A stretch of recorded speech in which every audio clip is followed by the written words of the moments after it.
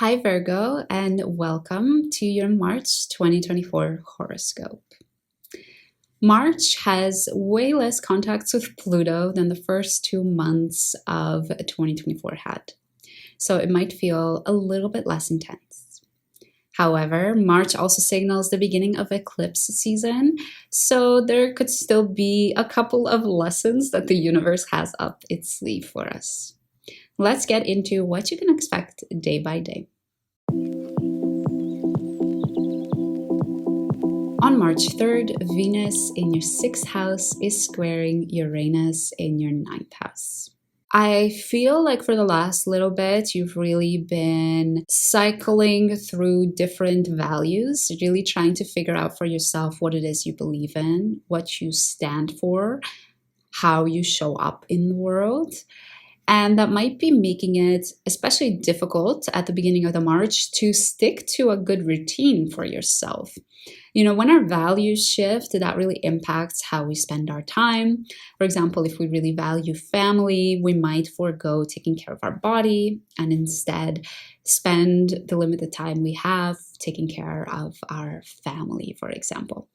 On March 5th, Mars in your 6th house is sextiling and trining the nodes in your 2nd and 8th house. All of the energy that you've been directing towards your routine in the last little while, perhaps you've been trying to incorporate things into your routine that scare you or require a bit of courage for you. Maybe you were always somebody that woke up at 7 in the morning and now you're like, okay, I really need to start waking up earlier. And that takes quite a bit of courage from your end. And all of this wonderful work you're doing around your everyday routine and maintaining your health is somehow making it easier for you to be a better partner, to be a more honest and loving and open partner.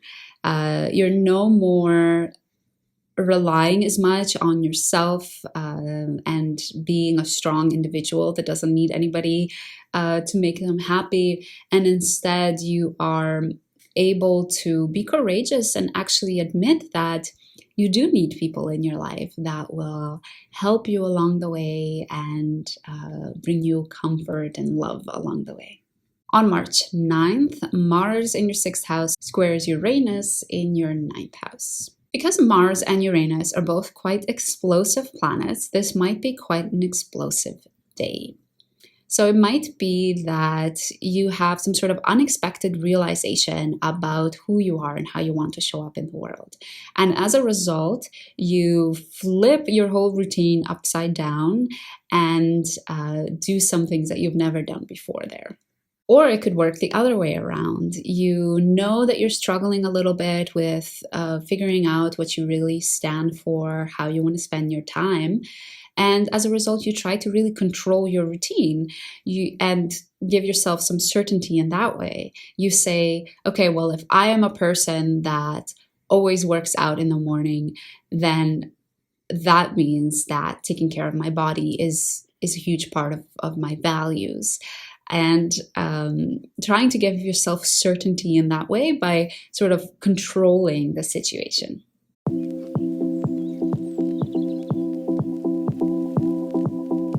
On March 10th, there's a new moon in Pisces in your 7th house. So this is a new beginning for your relationships. And because Saturn is there in the mix, it's a serious new beginning for your relationships. So you might be establishing a new routine for your relationship.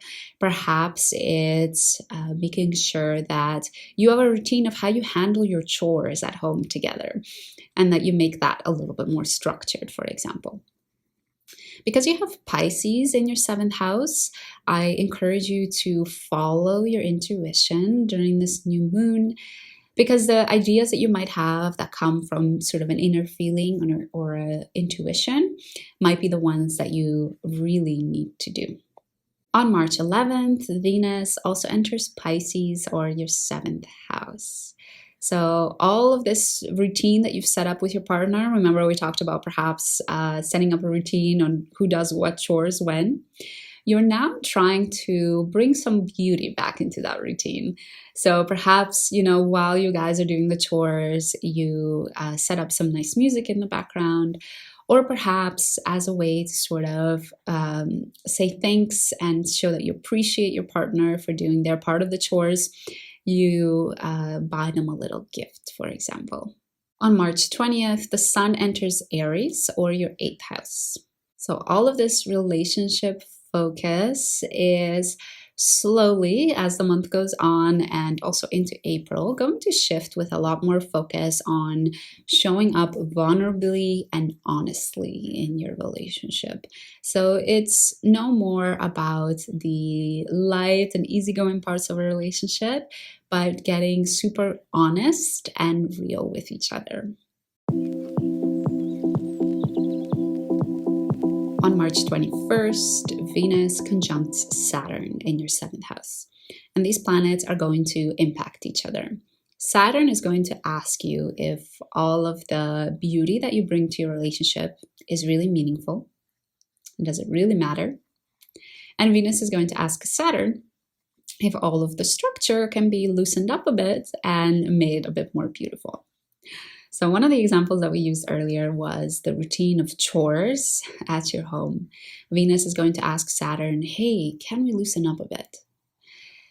And as a response, you might decide, hey, actually, yeah, let's do it. Let's actually also try and create routine in other ways in our home so that we can loosen up a bit around the structure. Maybe sometimes you see that your partner had a hard day at work and they're exhausted, and you say, hey, actually, let's break out of the routine for today. I'll do your part of the chores. The other way around, Saturn is also having an impact on Venus. So the example that we used earlier was that you give your partner a little gift after they do their parts of the chores, for example. And Saturn is going to ask, yeah, but is that really meaningful? Is that really how you want to show beauty and appreciation and love in this relationship? And perhaps you realize, actually, no, I think what could work better for me is sitting down with my partner, taking their hands in my hands, and looking them in the eye and just telling them how much I appreciate what they do and how much it helps me. On March 23rd, Mars also enters Pisces, or your 7th house. And I really see this day as a sort of re-energization in your relationship. And it could be that the insights you just got from the conjunction with Venus and Saturn is giving you this sort of energy, these new ideas of things you want to try in your relationships and things you want to do differently, how you want to be more courageous and do those scary things in your relationships. On March 24th, Venus in your 7th house is sextiling Jupiter in your 9th house. It's almost like all of the beautiful ways you've been showing up in your relationship is impacting your existential questions you've had about who you are, and it's impacting them in a good way. Perhaps by showing up in your partnerships, you're realizing, hey, this is really who I am. This is what I stand for. I stand for openness, and I stand for honesty, and I stand for acceptance. And as a result, it sort of adds some more clarity into your value system. On March 25th, we have a full moon in Libra in your 2nd house. The sun is in your 8th house. And the south node and the north node are about 10 degrees away from the sun and the moon. So this makes this full moon a partial lunar eclipse and the beginning of eclipse season. So whatever happens around this day, it might be that it's a repeating theme for you for the whole of eclipse season. So just take note. And also later after eclipse season, or after this eclipse is done, you can reflect a little bit on how you want to approach this situation differently with the next eclipse in April. And for you specifically, Virgo, it's about finding the balance between doing the scary thing and realizing that you need others. As a Virgo, you can often think that, okay, I don't need anybody. I'm independent and strong on my own. And to a certain extent, that's definitely true. Don't get me wrong. But a lot of what this eclipse season might bring up for you is really asking yourself, is that really true?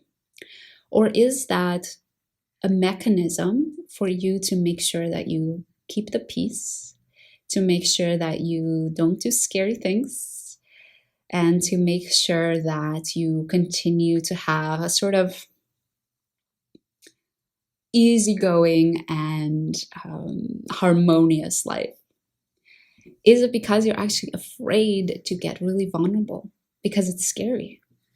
Is it because you know that if you get vulnerable, you might show these parts of yourself that might be a little bit selfish, for example? And again, this is something to work with for the whole eclipse season, so don't be too hard on yourself during this partial lunar eclipse. We close off the month with Venus in your 7th house, sextiling Uranus in your 9th house. It's almost as if all of the focus and love you've been giving and receiving in your relationship is making it easier for you to deal with the sort of existential crisis you have happening around who you are and what you stand for. It's almost as if you say, like, okay, I don't know who I am. I don't know exactly what I stand for or what I believe in. But what I do know is that this relationship is really important to me. And it's a relationship that brings me a lot of comfort and security. So overall, Virgo, there is a lot of relationship focus for you in March. So enjoy it. Don't forget that you can do scary things. You can show up and be vulnerable and enjoy it. It's a time for you to focus on the beautiful relationships in your life. I hope you enjoyed the March horoscope. I hope you enjoy March itself. And if you want to make sure that you catch the April horoscope, then make sure you subscribe. I hope to see you again soon.